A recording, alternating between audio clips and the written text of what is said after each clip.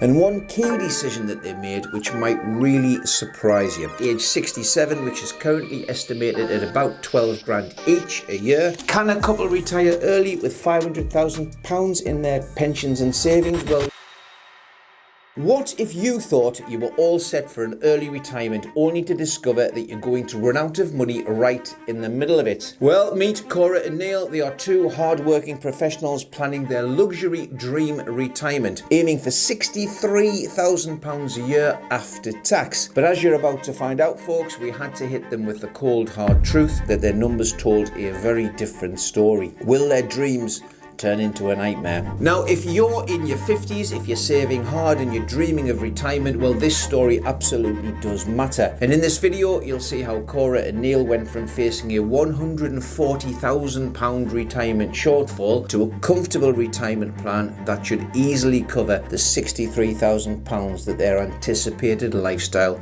requires. And one key decision that they made, which might really surprise you. Now, don't just take our word for it. If you like what you hear and you want to explore getting your finances in order for an earlier and better retirement, well, click the link below to find out more about our services and see how we've helped thousands of people just like you take control of their retirement. Right, enough of that, let's get stuck in. So here's Neil. He's 54, he's earning 60 grand a year, and he's a sales manager. He's been putting 5% of his salary into his workplace pension, and his employer has been putting 3% in. That's 8% in total if you're any good at maths. Now, these are the standard workplace pension arrangements, and in Neil's case, he's managed to amass 55k in that current workplace pension. In addition to that, though, over the years prior to his current job, he had 4 other jobs. So he's got 4 historic pensions worth 190 grand. Obviously, we're rounding these figures up or down as accordingly, otherwise it just gets messy. Now, his Mrs. Cora, she's 52, she's earning £41,000 a year, and she's a project manager, also with 8% a year going into her current workplace scheme, and that's sitting at 30k. She's got 3 historic pensions totaling £175,000, and her current workplace scheme, as I've said, is 30. So together, they've got £450,000 in pensions, and their projected pension pot at their hoped retirement age of 57 is £503,000 ish. Now, they've also got a house valued at £350,000. They've got 25k left on the mortgage, but they're overpaying on that, so it'll be gone by the time they retire. Now, I've got to say that when Cora and Neil came to us, they admitted quite upfront and a little bit blasé that they were good spenders, and so they just used 40k of their cash savings to buy a motorhome, which I thoroughly approve of, so they can enjoy weekends in the Lake District and Wales. That means that they've just got 15 grand in cash savings left, but to be honest, that's probably all right for this particular couple because they're on 100k a year, and most emergencies could be dealt with from that surplus income, despite them being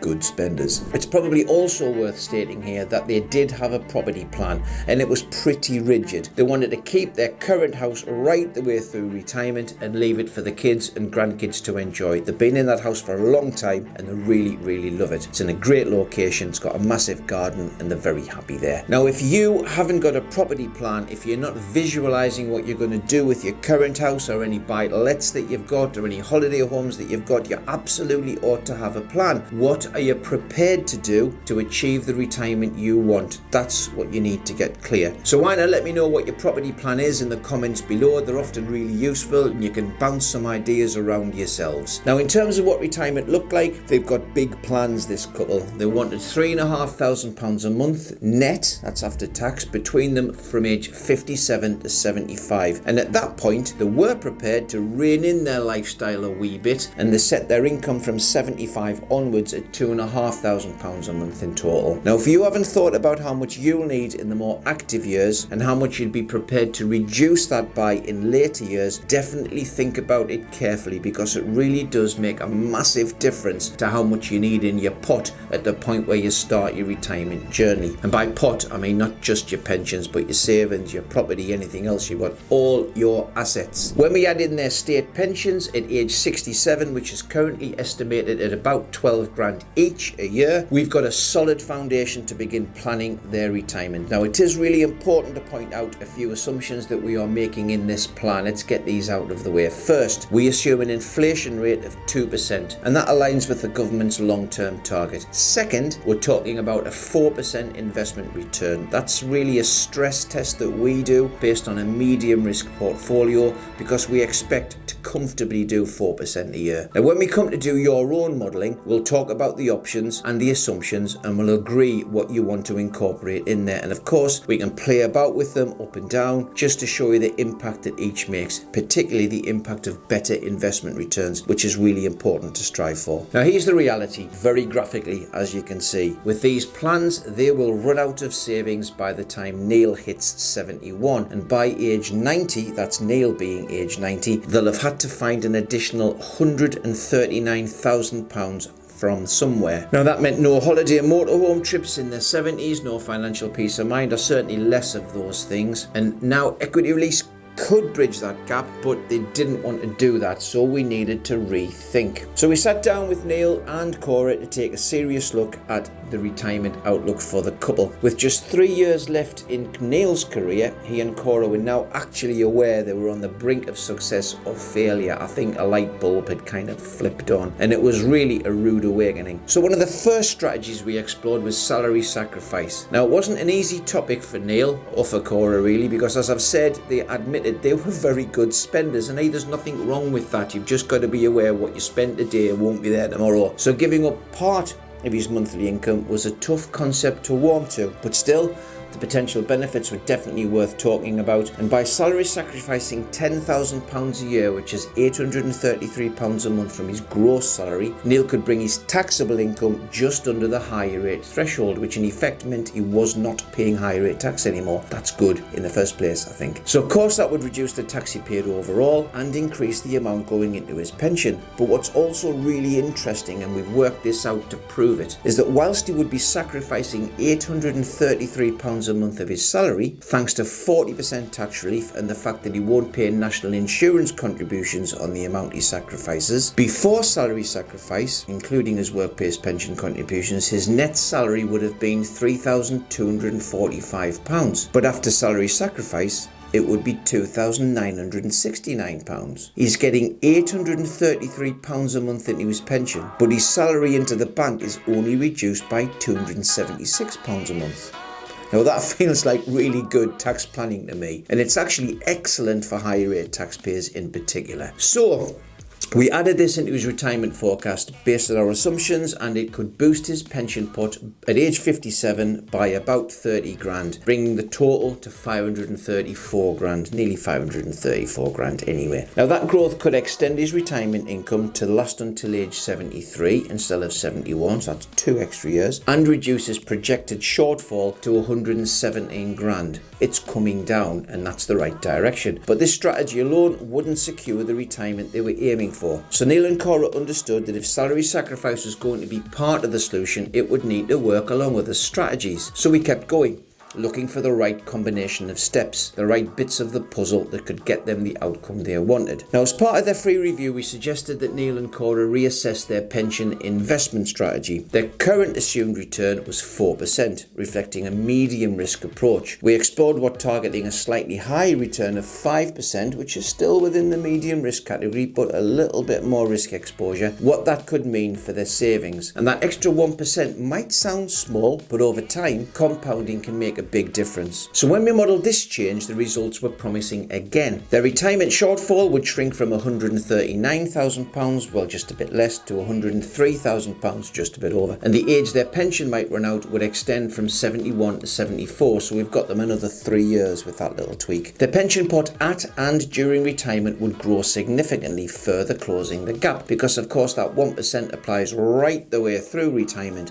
not just in the run-up to it. So this adjustment wasn't, again, again a complete fix, but it was an important step that added flexibility and worked well alongside the other strategies we continued to explore. Of course, investment return is never ever guaranteed, but what you and we can do is make sure that we are recommending investments that are well thought out, properly and safely managed, and which can be expected to deliver within the constraints of the market and the world that we live in. What you can do is make sure that you keep an eye on it too and take an active interest and get educated on what is going on, because we are both responsible for making your money work. Would easing into retirement be an option? It's really important, folks, that when reviewing your options, we do not pull any punches, and sometimes we might have to push the envelope of what you are prepared to consider and maybe force the issue and have a blunt and frank conversation, because that's our job. So one of the options we talked about was whether either of them would be prepared to adopt a phased retirement approach. That will really ease both lifestyle and financial pressure. Now, Neil was really feeling the strain of a really demanding role. He was actually struggling with a lot of mental health issues. So they both agreed that he should definitely get out of that environment as soon as was feasibly possible. Now, Neil didn't say he wouldn't do any work ever again. He talked about maybe doing some delivery driving work for his local Sainsbury's or Amazon, but all he wanted really was the option to not have to work. But he was prepared to do something, is the feeling I got. Now, Cora was a bit different. She was 2 years younger and she had a really excellent relationship with her job. It was still really demanding, but she enjoyed it very much, and she had a great social life as a result of the friends she's made at work. So we explored what it might look like if Cora reduced her hours to 3 days a week in the final 2 years before she retired fully. Now, that is what phased retirement is, and that phased transition would maintain her links with her work friends and also work for them financially from a planning perspective. So modelling showed that this particular approach on its own also reduced their retirement shortfall to 101,764, and their terminal savings age increased to 74. So every little bit helps, as the saying goes, and whilst numbers are important, this option also kept the door open for more shared time, because with Cora working part-time, those extra long weekends they dreamed of, the motorhome trips, the family visits, they all suddenly felt within reach. So after reviewing all the options, Neil and Cora took some time to reflect. As you'd expect, they wanted to be sure that the plan we were recommending aligned not just with the numbers but with the life they pictured for themselves, because you've got to match those two things up, folks. So we arranged a follow-up call to talk everything through, and after thoughtful discussion they agreed that the combined strategy made sense, and more importantly, it felt just right. With just 3 years to go, Neil was more than willing to contribute an extra £10,000 a year into his pension if it meant retiring on their terms. They both agreed to a 5% investment return target, still within a medium risk profile, but with the potential for stronger growth through active management and great investments as well. And Cora, well, she was really happy to embrace phased retirement. It offered the best of both worlds for her, actually. Time to keep doing the work she loved with the people she loved at work, and the freedom for those longer weekends to enjoy with Neil. The last thing they did, it might have even been the first thing they did in reality, was consolidate those historic pensions, because in all honesty, keeping track of multiple pots in multiple investments, probably in pensions that are a bit outdated and maybe don't offer what you need from a flexibility point of view, it's a nightmare. So 9 times out of 10, where it's possible and agreeable, we will bring pensions together so they've got one single starting pot each, and that's what we did with the 7 pensions that they had between them. 1 pot each. 4 from Neil, 3 from Cora, 2 pots. Great starting point. What a difference all this made. Their projected pension pot at the age 57 increased from £502,000 to just over £549,000. That's a 50 grand difference. With all of the changes incorporated, their retirement shortfall was actually completely eliminated. In fact, they were projecting a surplus of just over £25,000 by age 90, and most importantly, their monthly income needs were still covered, and they could retire on their own terms with confidence and clarity, and they can stay in the house they loved. And one thing to remember as well, folks, is this is a moving target, so with constant annual reviews, making sure that they're taking the right amount out of their pensions depending on what they've got planned that year, depending on what the investment returns were, in being able to tweak their plan as we go, just gives them a great start to the dream retirement that they're looking for. So, can a couple retire early with £500,000 in their pensions and savings? Well, yes, of course it's possible, but that doesn't mean it will last all the way through retirement. There are so many variables that most people people don't even think about. Changes in tax, inflation. I'm going to go back and say bad tax management as well, because it's very easy to cock it all up by paying too much tax, which of course we try not to do for you. You've got your inflation, you've got your investment returns, you've got lifestyle changes, you've got health changes, you've got family changes. Well, that's why I go on and on